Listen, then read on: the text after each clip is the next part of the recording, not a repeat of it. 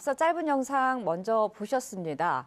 이 최근 태안에서 탯줄도 채 떼지 못한 강아지 6마리가 비닐봉지에 담겨 버려지는 일이 발생한 데 이어서 경남 통영시에서는 고양이가 바닷가 돌틈에 묶여 익사하는 끔찍한 사건도 발생을 했는데요. 이렇게 반복되는 동물 학대와 유기, 막을 방법은 없는 것인지 충남 동물권 단체연합 이경미 대표와 함께 이야기 나눠보겠습니다. 대표님 어서 오십시오. 네, 안녕하십니까. 네, 자 대표님, 네. 며칠 전에 뉴스를 전해드렸는데 눈도 제대로 채 뜨지 못한 탯줄을 그대로 네. 달고 있는 강아지 6마리가 네. 쓰레기 종량제 봉투에 쓰레기와 함께 버려졌고 네. 제가 알고 있기로는 2마리가 숨졌다라고 했는데 네. 1마리가 더 네, 조금 늘어서 전에. 네, 지금 3마리가 결국은 숨지고 3마리는 이제 네. 살아있는 상태인데 현재 협회가 동물학대 수사를 의뢰한 상황이라고 들었습니다. 네. 현재까지 수사 상황이 어떻게 진행되고 있습니까? 뭐 지금 현재 신고 중인 지금 수사 진행 중인 걸로 알고 있고요. 네. 지금 해당 그쪽 주변에 인근 CCTV가 모형으로 좀 알려져서 지금 수사 이게 용의자 특정에 굉장히 좀 어려움이 있다라고 얘기를 들었습니다. 그리고 그 대상 그 아이 버려질 때 있었던 비닐봉투가 네. 조금은 이렇게 특정을 할 수 있는 인근 동네에서 사용하는 특정 비닐이라는 좀 제보가 들어와서 네. 지금 그거를 좀 인지를 해서 주변 대상으로 해서 지금 현재 수사 중인 걸로 알고 있습니다. 아, 그렇군요.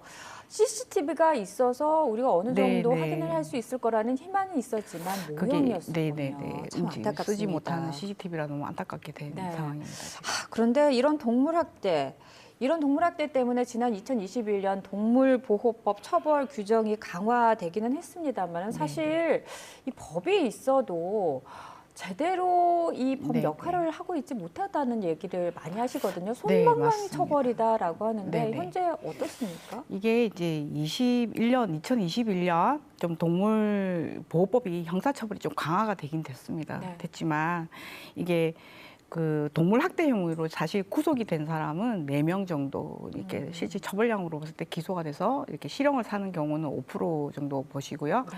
또 40% 정도가 불기소 기소가 됐고 네. 나머지에서 이제 그 벌금형이 아주 약한 벌금형으로 거의 수사가 마무리가 되고 있는 실정입니다, 현재. 그게 또 어떤 문제가 있다 보면 동물 학대 기준의 양형 기준이 굉장히 애매합니다, 이게. 애매하다 보니 객관적인 증거 제시를 해야 되고 그리고 범죄 입증이 너무 어려운 거예요. 그런 부분에서 경찰서에서도 수사의 난항을 굉장히 토로하고 있습니다. 네. 실제로 제가 동물학대 수사에 제반되는 예산이 전혀 없어서 뭐 이렇게 수사관님들 제가 만나서 이렇게 얘기를 이렇게 들어보면 네. 최소한의 뭐 이렇게 학대 사건이나 이렇게 뭐 아이들이 이렇게 죽어서 뭐 사체 부검 비용이나 아니면은 검사 뭐 이렇게 진단 등의 비용이 막 생기잖아요. 네. 이런 부분이 전혀 없기 때문에 본인들이 수사하기가 너무 힘들다고 합니다.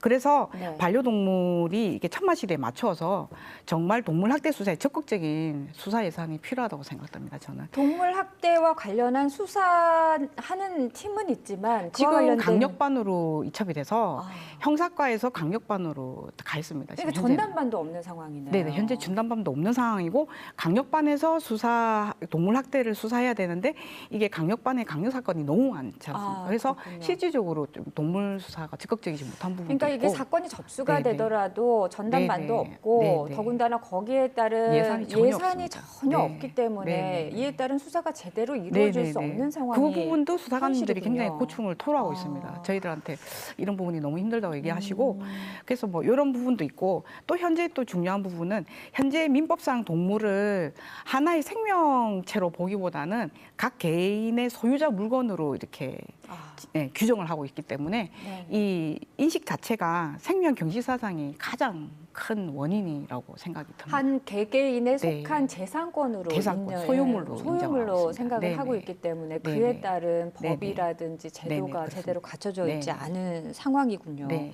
근데 사실 우리가 지금 말씀하신 이 반려견, 반려묘, 우리가 이 키우는 여러 동물들을 가족이라고 이제 네네. 얘기를 그렇죠. 하잖아요. 네네. 평생 함께 가지고 갈 동물이 아니라 가족이라고까지 얘기를 하는데 근데 더욱 놀라운 건 이 반려동물 유기 건수 가운데 가정의 달인 네네네. 5월에 가장 많이 유기가 되고 네네, 버려진다라고 맞습니다. 하는 사실이 너무 놀랍습니다.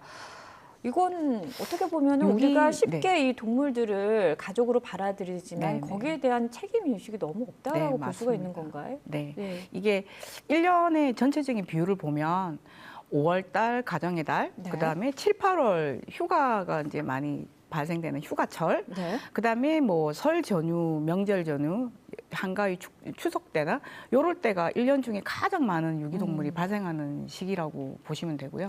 지금 가지고 오신 자료에 따르면 대전 광역시 유기동물 네네. 통계가 있거든요. 네네네. 좀 간략하게 소개를 해주신다면요. 대전 같은 경우는 네. 지금 전체 비율을 보시면 네. 지금 1월 달에는 128마리, 네네네네. 2월 달에는 109마리, 네, 그리고 맞습니다. 예, 3월 달 같은 경우도 네. 141마리인데 쭉 가서 5월 달에는 5월 달에 200마리가 200마리. 넘어가고요. 네네네. 그리고 그 다음에 많을 때가 말씀하신 7, 휴가철, 8월. 네네. 7, 8월, 9월까지, 네네. 예, 10월까지 명절. 이때 가장 많이 유기되고 버려지네요. 네네. 예. 이렇게 그 계절별로 혹은 특정 기간에 더 네. 많이 네, 유기되고 특정 기간에 버려지는 많이 버려요. 이유가 있을까요?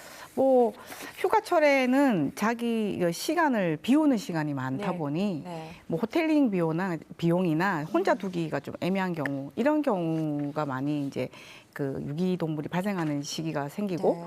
그다음에 명절 전후는 또 장기간 집을 비우는 시기에 그 아이들을 좀 두기가 마땅찮은 네. 약간 호텔 비용이 발생하고 이런 부분. 그다음에 학생들 같은 경우는 이제 원룸에서 1인 1가구에서 동물을 키우다가 이제 이동이 이제 시작되잖아요. 네. 방학 때 되면 본가를 간다거나 학기가 마치고 나면 방을 뺀다거나 여러 가지 그런 사연적인 부분 때문에 좀 버려지는 이유가 되게 많이 발생하고 있습니다. 네, 알겠습니다. 이번 사건을 계기로 해서 우리가 반려동물에 대해서 다시 한번 생각하고 또 여러 가지 제도를 좀 점검하고 보완해야 되겠습니다. 오늘 말씀 고맙습니다. 네네, 감사합니다.